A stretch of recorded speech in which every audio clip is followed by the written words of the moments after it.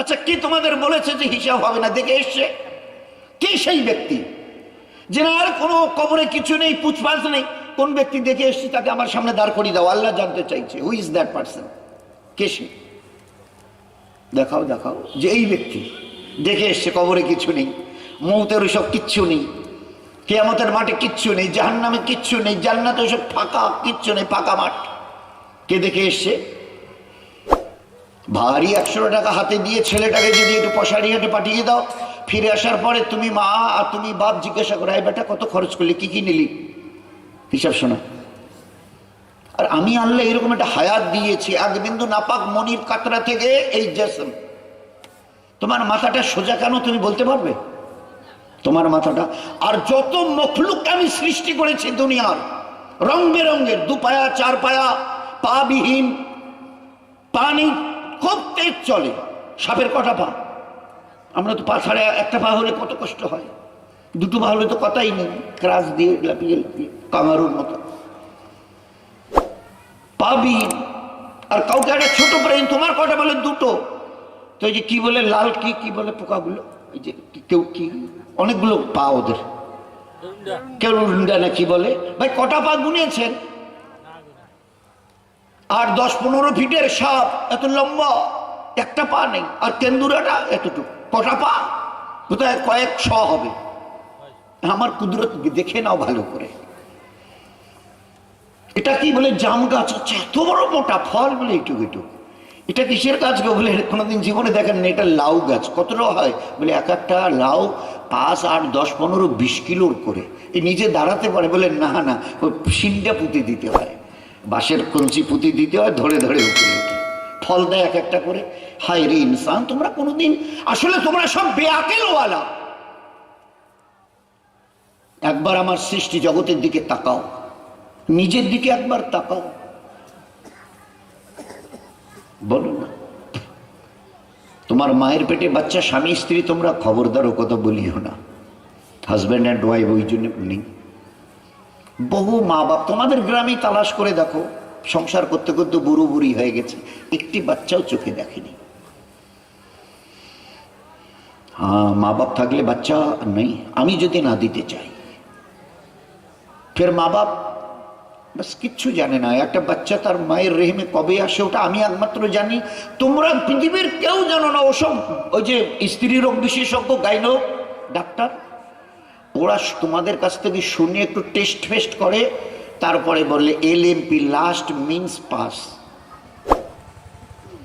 এটা অমুক মাসে স্টপ হয়েছে, বন্ধ হয়েছে মাসিকটা। স্বামী স্ত্রী বলে এরা দুজনেও কিচ্ছু জানে না। যে দুজন মিলে এলো বিছানা থেকে, জিজ্ঞাসা করো স্বামী স্ত্রী মিলেছেন কিছু? বলে না কিছু। কি করে বলি? আল্লাহ বলছে ওয়া তামিলু মিন উনসা ওয়া মা তাহামিলু মিন উনসা ওয়ালা তাদাউ ইল্লা বিইলমিহি। মায়ের বাচ্চাদানিতে বাচ্চা কখন যায় একমাত্র আমার ইলমে আমি জানি। ও দুনিয়াওয়ালা তো দূরের কথা, দুনিয়ার মডার্ন সায়েন্স তো দূরের কথা, বড় বড় গাইনো ডাক্তার তো দূরের কথা, স্বামী স্ত্রীকে জিজ্ঞাসা করে বলতে পারে নাকি? যাহা আজকের মিলনে বাচ্চা এসছে বলে দেখো, হিম্মত থাকে তো। আল্লাহ বলছে ও তা হামেলু, তা আমরা বলি না হামেল, ঠেরিয়েছেন। তো একটা মেয়ে ছেলে কবে বাচ্চা তার পেটে আসে, কোন মুহূর্তে, ওটা আমি জানি। কোন মিলনে তোমাদের কারো জানা নেই। ছেলে না মেয়ে হবে 1 মাস পরে মেয়েরা বলে তাদের স্বামীকে, কি গো এবারে তো মিনস্ট্রেশনটা হলো না, মাস পার হয়ে গেল, মনে হয় হ্যাজ বিন হ্যাপেন সামথিং, একটা কিছু বোধহয় হয়ে গেছে।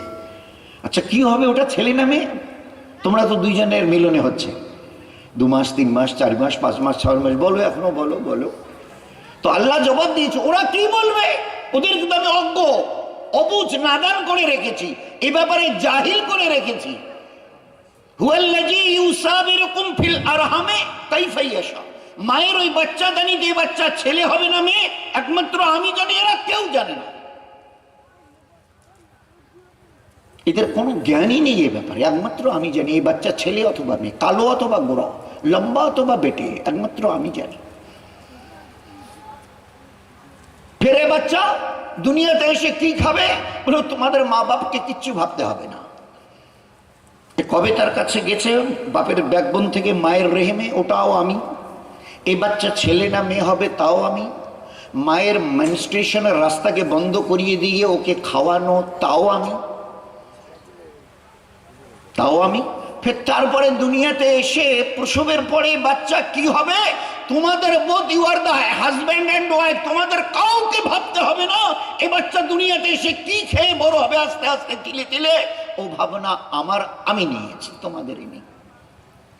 তোমরা আজকের এই দুই পা চলতে শিখে, দুটো কথা বলতে শিখে, একটু হাত বাড়িয়ে কিছু করতে শিখে আল্লাহকে জিজ্ঞাসা করছো হু আর ইউ। তোমার জন্মের পরে তোমার মায়ের সিনায় ও দুধ কে দিয়েছিল জিজ্ঞাসা করো তোমার মাকে। আম্মা আমি আসবো, প্রসব করবে আর অল্প দিন, তো তার কদিন আগে থেকে তুমি 1 কিলো 2 কিলো 3 কিলো করে রোজ দুধ খেতে, কারণ বাচ্চাকে তো দুধ খাওয়াতে হবে। তা কি উত্তর দেয় শুনে নেবেন। এমনও গরিব আছে যারা বছরে 1 ফোঁটা দুধ চোখে দেখেনি।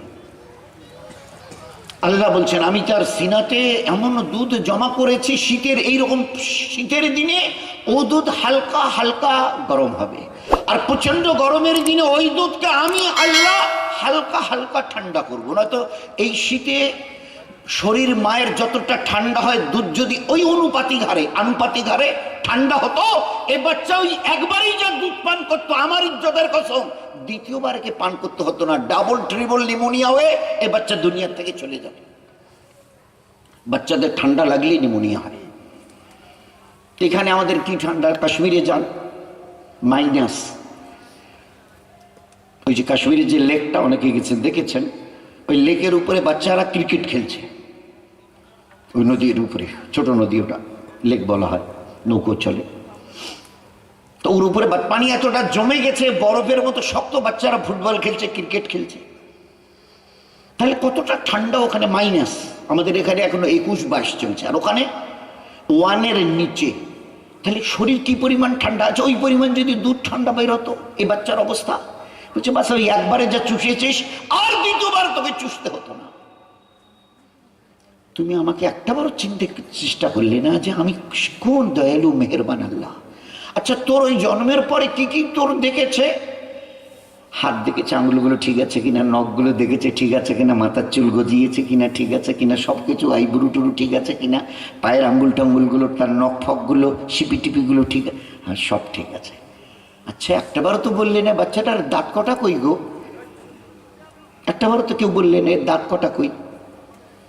আরে দাঁত কটা কই ওকে কেন জিজ্ঞাসা করছো? আমাকে জিজ্ঞাসা করো। আমি মেহেরবান, বড় দয়ালু, এই জন্যে এর মুখে ও কটা দিইনি, সবকিছু দিয়েছে।